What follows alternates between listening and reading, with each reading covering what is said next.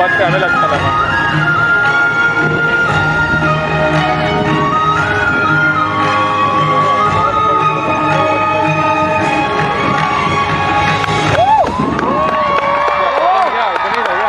भाई 20 मिनट चलेगा। नहीं अभी तो छोटा बहुत होगा, कहानी शुरू होगा। अच्छा आधे घंटे का।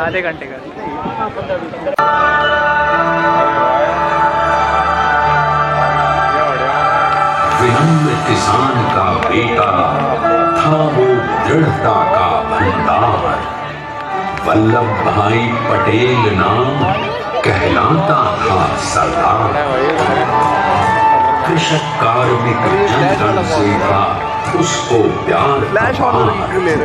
अखिल देश ने उसे रहनुमा किया था।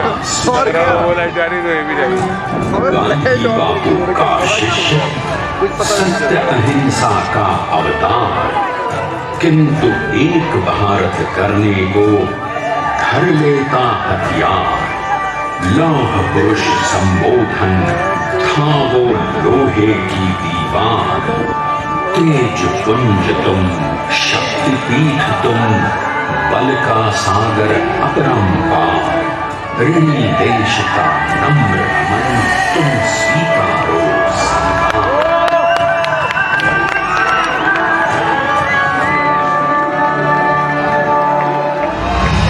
1857 में अंग्रेजों को ललकारने वाले पहले स्वतंत्रता संग्राम के एक सक्रिय सिपाही थे झवेर भाई पटेल।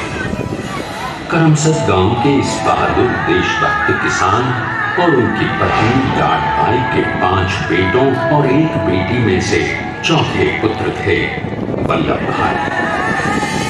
बालक वल्लभ ने करमसद के बाद नडियाद से अपनी हाई स्कूल की शिक्षा पूरी की। फिर 13 साल की उम्र में उनकी शादी भी हो गई छोटी सी झवेर बाई से। 2 बच्चों, बेटी मणिबहन और बेटे ताया भाई को जन्म देने के बाद झवेर बाई असमय ही चल बसी। सदी बदलने और 20वीं सदी आने पर उनका जीवन भी एक चमत्कार की तरह बदला। लीडर का इम्तिहान पास करके वो वकालत करने लगे। पहले गोधरा, फिर आणंद और उसके बाद अहमदाबाद में। मगर जल्द ही वकालत छोड़कर वो बैरिस्टर बनने की इच्छा से इंग्लैंड चले गए। लंदन में बैरिस्टरी में अव्वल आने और वजीफा जीतने वाले वो अनोखे भारतीय थे। अब तो अहमदाबाद की वरिष्ठ अदालत में बैरिस्टर पटेल की जिरह और जीतों की धूम मच गई।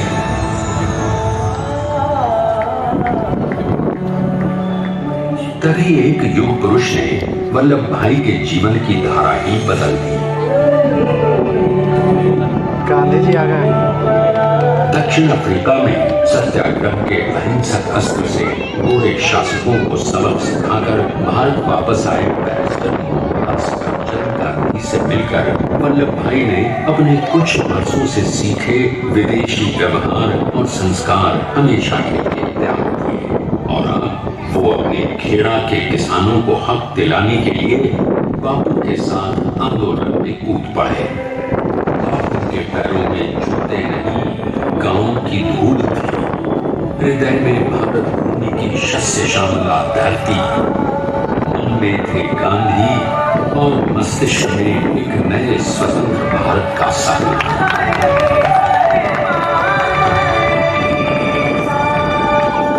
तभी बारडोली के मजबूर मजलूम किसानों की यातना का समाचार उनके पास पहुंचा। तुरंत वल्लभ भाई वहां पहुंचे और यूं शुरू हुआ भारत का सबसे बड़ा और सफल किसान आंदोलन बारडोली। वल्लभ भाई ने बारडोली के 87,000 किसानों को ऐसा अटल अडिग अचल मनोबल दिया कि अंग्रेजी सरकार हिल गई और 1 बरस के बाद उनका लगान माफ कर दिया गया। अब तो पूरे देश में लोग वल्लभ भाई के नाम की कस्में खाने लगे। स्वयं महात्मा गांधी ने कहा, अब वल्लभ भाई मेरे शिष्य या साथी नहीं, सारे देश के सरदार हैं और देश को मिल गया एक अनोखा असरदार सरदार।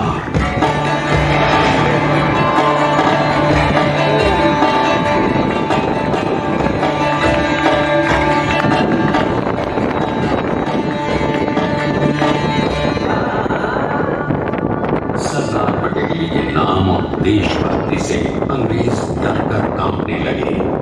1930 के नाम सत्याग्रह और दांडी कूच में वो बापू से भी पहले गिरफ्तार किए गए। तो सन 1932 में फिर उन्हें बापू के साथ ही जेल में 2 सालों के लिए डाल दिया गया। मगर आजादी के दीवानों को, स्वतंत्रता के परवानों को कौन गिरफ्तार कर पाया है? जेल से छूटते ही सरदार को कांग्रेस के नए राष्ट्र अध्यक्ष पद पर चुना गया और उनकी सरपरस्ती में राष्ट्रवादी भारतीयों ने तमाम ब्रिटिश सूबों में जीत हासिल कर वहां अपनी स्थानिक सरकारें बनाई। किंतु सरकार का सपना केवल सरकार बनाना नहीं था। उनका स्वप्न तो था एक ऐसे नए भारत का जहां हर रंग, हर रूप, हर जात, मजहब, तबके का हिंदुस्तानी एक साथ मिलकर एक ऐसा नया भारत बना सके जहां पूर्ण स्वराज के साथ सारे समाज को गरीबी, अशिक्षा, छुआछूत से भी आजादी मिल जाए। इसकी पहली रणनीति थी भारत को अंग्रेजों की गुलामी से आजादी, ताकि भारत के लोगों की अपनी सरकार सबके साथ और सबके विकास के लिए काम कर सके। बापू की अगुवाई में अब देश ने अंग्रेजों को अंतिम चेतावनी दे दी, करेंगे या मरेंगे, लुटेंगे अंग्रेजों, भारत छोड़ो। बस फिर क्या था, संघर्ष की रणभेरी बची। 3 सालों के लिए सरदार पटेल को भी सत्याग्रही नेताओं के साथ जेल में ठूंस दिया गया। 2 सालों के बाद अंग्रेजों को बापू के सभी शिष्यों और साथियों को छोड़ना पड़ा।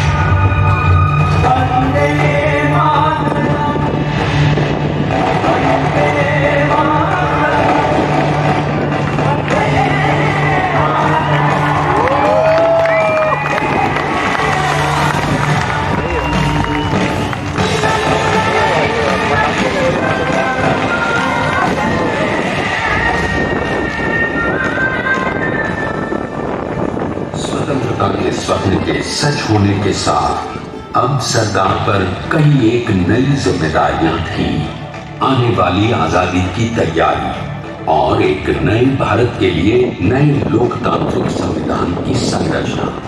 जैसा उनके साथी ने खुद कहा था, सरदार ने ही 6 हथौड़ी लेकर एक नए भारत को उकेरा है।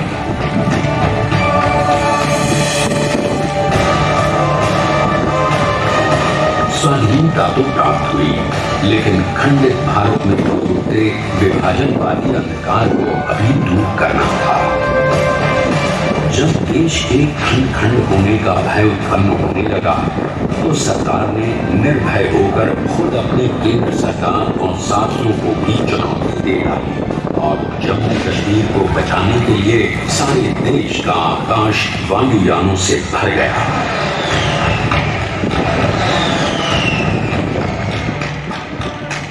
और फिर हैदराबाद और जूनागढ़ के भारत में विलयीकरण को पाकिस्तान से चुनौती मिली।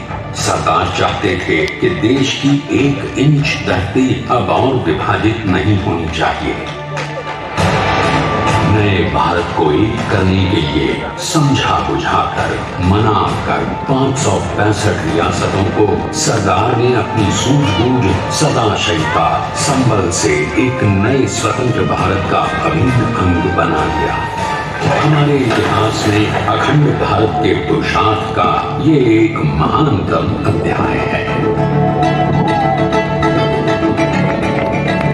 जैसा उन्होंने स्वयं कहा था, हमें नए धागों को पुराने ताने बाने में ऐसे पिरोना है कि एक दूसरे में गुंथ जाए और बेहतरीन बनावट वाला एक नया भारत उभर कर सामने आ सके।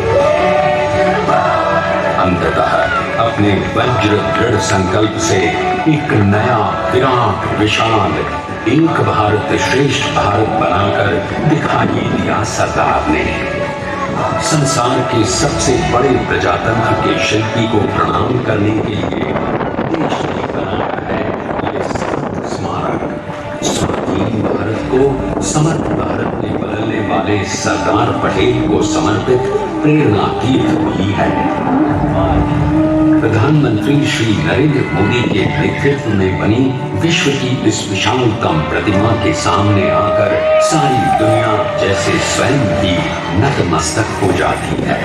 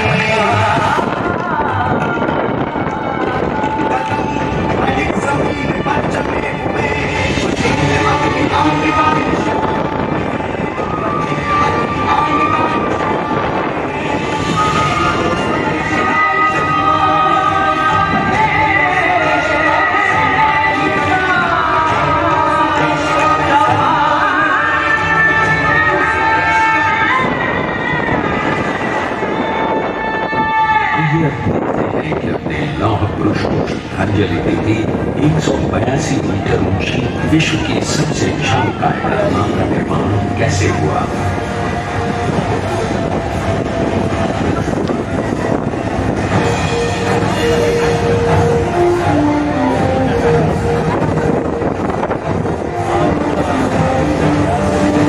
गगनचुंबी इस अद्वितीय अभूतपूर्व प्रतिमा को बनाने के लिए सबसे पहले नदी का ऊंचा 500 मीटर का नाव और फिर सीधा 600 फीट का कंक्रीट का पोल बनाया गया।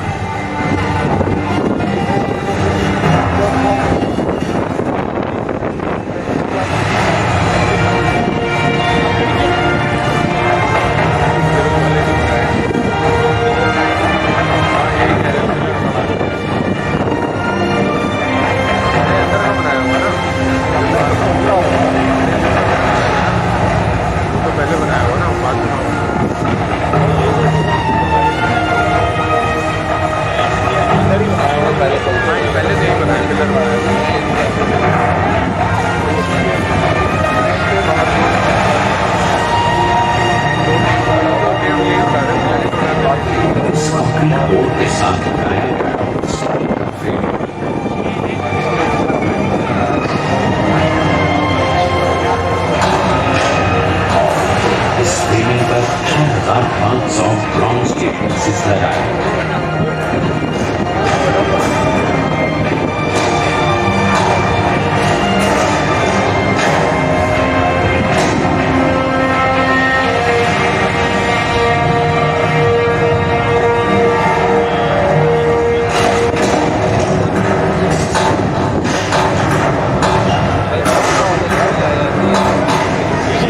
सोचिए कि 182 मीटर ऊंचे इस भव्य स्मारक के निर्माण में कितना सामान और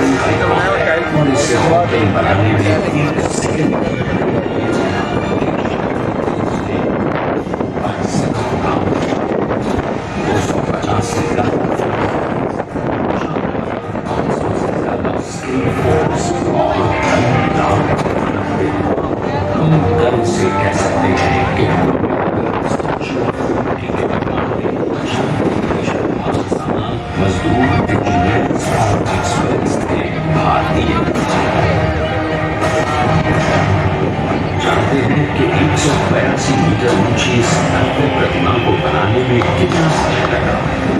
डिजाइन के लिए 12 महीने और निर्माण के लिए 34 महीने, यानी कुल मिलाकर केवल 46 महीने।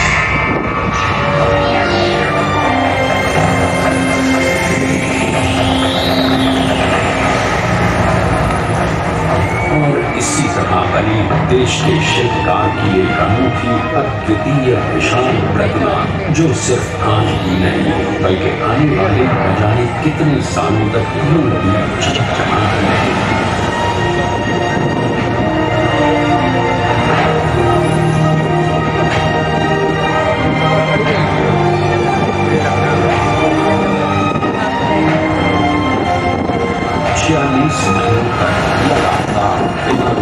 एकजुट होकर न जाने कितने परिश्रम किया और उनका साथ दिया सवा साल करोड़ कब तक खड़ी रहेगी? जो आज कहलाता है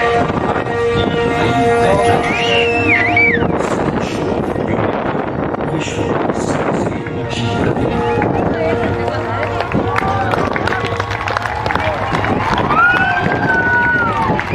सरदार ने अपनी गंभीरता, शालीनता और दूर, क्योंकि ये ही भारत को श्रेष्ठता के मार्ग पर ले जाएगा।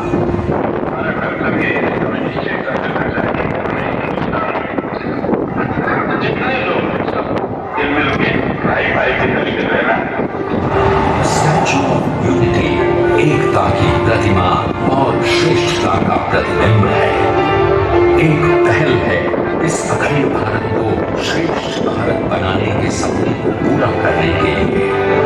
एक पुकार है हम सबको एकजुट होने के लिए, एक आंदोलन है भारत को सबसे आगे ले जाने के लिए, श्रेष्ठ बनाने के लिए।